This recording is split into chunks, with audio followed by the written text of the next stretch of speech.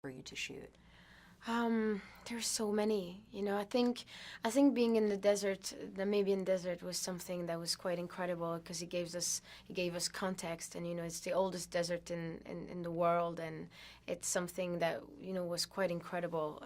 The sound is different on the dunes, and it gave me like a real sort of like sense of what maybe it would be like at the time, you know, being in the dunes or in Egypt. Also in the Crusaders' Chamber, at the end, the scene that we shot with Tom is something that I really enjoyed. The sets was incredible. It was real, you know, the size was, I mean, we were so lucky on this movie because we didn't do a lot of green screen at all, you know, and we had everything real life, and that was pretty incredible. And working with Tom was phenomenal. I mean, there was so many. Do you have any good Tom Cruise stories from set? So many. You know, it's just, yeah, I mean, there's so many, you know, like I remember during additional photography, I had a bit of time on my hand, and I thought we were in the Crusaders' Chamber, and there was all those skeletons like laying around, and I thought, what should I do? I said, do a dub smash. and I did one with Les Grossman from Tropic Thunder, and I showed it to Tom between 2 takes, and he was doubled over laughing, and he kept asking me, what is that? How did you do that? Meanwhile, Alex is trying to pull him to do another take, and he wouldn't. He kept staring at my phone. He was like, play it again, play it again.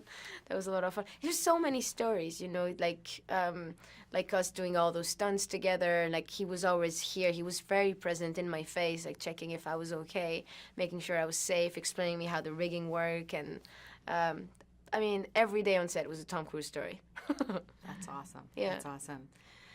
Now, your character, the mummy, unleashes all sorts of terrifying chaos. Was there anything that you found really terrifying about her? I think what I found terrifying is what happened to her. You know, having been deceived to that extent, and having been the heartbreak that she experienced, that is terrifying. Being deceived by the person who's supposed to love her the most, her father, that's terrifying. I think what happens after it and what unfolds is something that that is up for interpretation, I think, because I look at it as a metaphor. You know, and I think the beauty of the monster movies, of the Lemley films, is that it gives you a choice, you know, to look at it a certain way, or one way or another. And what I found beautiful about them is that, you know, those characters were elegant, and they had some romantic aspect about them, and I looked at them as a metaphor to what happens internally to somebody, you know, from one film to another. I think it describes different, you know, I think emotions or trademarks.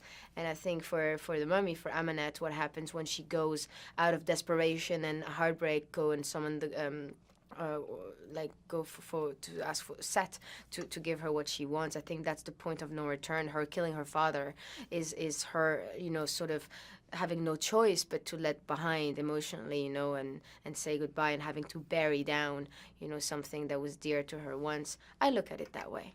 That's fantastic. Thank you guys so much for watching. If you like what you see, make sure to click the thumbs up button, check out our videos on your right, and subscribe to our channel.